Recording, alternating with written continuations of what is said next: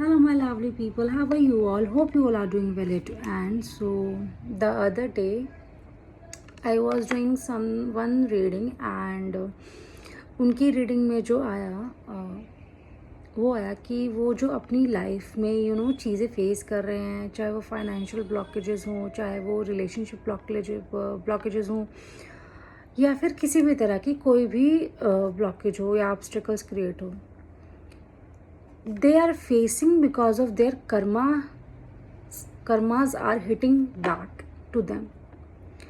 तो जब मैंने उनको ये बात बताई कि it is all because of your own karma, तो शी मतलब दे सेड दैट कि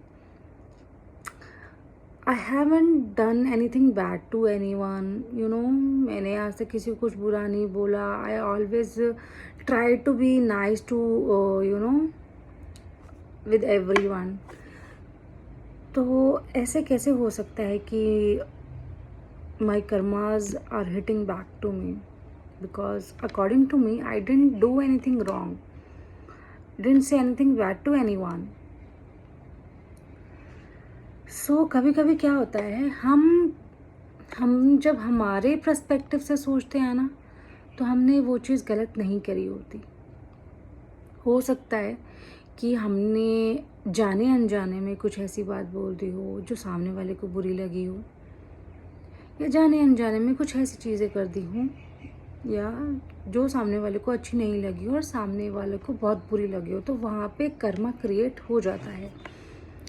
and most important thing which I told her that ज़रूरी नहीं है कि आप जो कर्मा फेस कर रहे हो वो आपके इसी लाइफ का कर्मा है. वो आपकी पास्ट लाइफ का कर्मा भी हो सकता है. It is not important that whatever you are facing in this life कि वो आपके इसी लाइफ का कर्मा है और इसी लाइफ में आपको भोगना है. No, it is not important. वो आपके अब तक जितनी भी आपने अपनी पास्ट लाइफ करी अब तक टिल नाउ, उनमें से आपने कभी किसी के साथ चीज़ें करी होंगी एंड कभी विलिंगली और अनविलिंगली चीज़ें हुई होंगी. तो उसके अकॉर्डिंग आपके साथ जो भी चीज़ें हो रही हैं वो होती हैं. And karma hitted heart really. जब कर्मा आता है, चीज़ें कर्मा के अकॉर्डिंग आपको कुछ चीज़ें सीखने को मिलती हैं, तो वो बहुत हार्ड होती हैं एंड डिफ़िकल्ट होती हैं चीज़ें होती हैं. तो इससे रिलेटेड मैं आपको एक स्टोरी सुनाऊंगी भगवान श्री कृष्ण की. तो जब भगवान श्री कृष्ण अपने अंतिम समय में एक पेड़ के नीचे बैठ के बांसुरी बजा रहे थे, तो कहीं दूर से कोई आदिवासी आ रहा था, तो उनके पैर में कोई मणि थी, तो उसको वो चमकती हुई दिखी. तो उसने देखा कि ये तो बड़ी चमकदार चीज़ है, मेरे काम आ सकती है. तो उन्होंने आदिवासी ने दूर से ही बिना देखे कि कौन है कौन नहीं है, आदिवासी था, आई डोंट नो कोई समथिंग प्रॉपर नाम था, I don't clearly remember, but ये स्टोरी है. तो उन्होंने वहीं से वो तीर चलाया एंड वो तीर श्री कृष्ण के पाँव में लग गया, जिससे कि वो अपनी देह त्यागने लगे, अपने प्राणों को अपनी बॉडी में से निकालने लगे. तो जब वो आदिवासी उनके पास आया, उसको पता लगा कि ये तो श्री कृष्ण है, ये मैंने क्या पाप कर दिया. तो वो बहुत डरने लगा, घबराने लगा. तब श्री कृष्ण ने उसको बोला कि तुम घबराओ नहीं, ये तुम्हारा किया गया कर्मा नहीं है, तुमने अपने कर्म नहीं बिगाड़े. ये बात है त्रेता युग की, जब मैं राम बनकर आया था और तुम बाली के रूप में थे. तब मैंने धोखे से तुम्हें मारा था, धोखे से.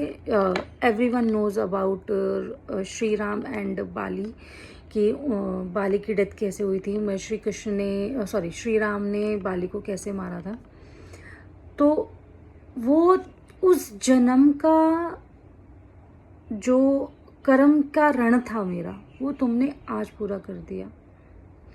तो वो तुम्हारा और जो मेरा एक कर्मा बना था उस टाइम पे, वो आज पूरा हुआ है। तो तुमने कोई कर्म क्रिएट नहीं करा, मतलब तुमने कोई कर्म नहीं अपना खराब करा, तुमने पैर पे तीर मार कर, जिस वजह से मैं अपने प्राणों को त्याग रहा हूँ या चीज़ें कर रहा हूँ, तुमने मेरे कर्म जो है तो उस चीज़ को बैलेंस करा है। तो इसमें तुम्हारी कोई गलती नहीं है। यहाँ पे जो था वो कर्म बैलेंस हुआ है। तो इसीलिए कहा जाता है कि अपने कर्मों पर ज़्यादा ध्यान दिया जाए। गीता में भी कहा गया है, खुद भगवान श्री कृष्ण ने कहा है, मुझसे मत डरो, अपने कर्मों से डरो। मैं तो तुम्हें माफ़ कर भी दूंगा, कर्म नहीं करेंगे। So what the conclusion is कि हमेशा अपने कर्मों को ऐसा रखिए कि किसी का बुरा ना हो यार।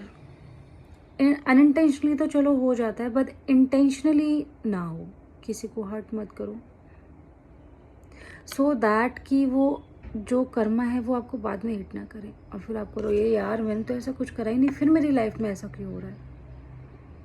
तो ज़रूरी नहीं है कि आपकी वो इस लाइफ का कर्मा हो, वो आपकी पहले कभी लाइफ का कर्मा हो सकता है। ऐसे ही बहुत छोटी छोटी स्टोरीज बनी हुई हैं महाभारत के टाइम की भी। So conclusion is that focus on your Karma, don't do anything wrong with anyone. Hope it helps. Radhe Radhe. Radhe Radhe.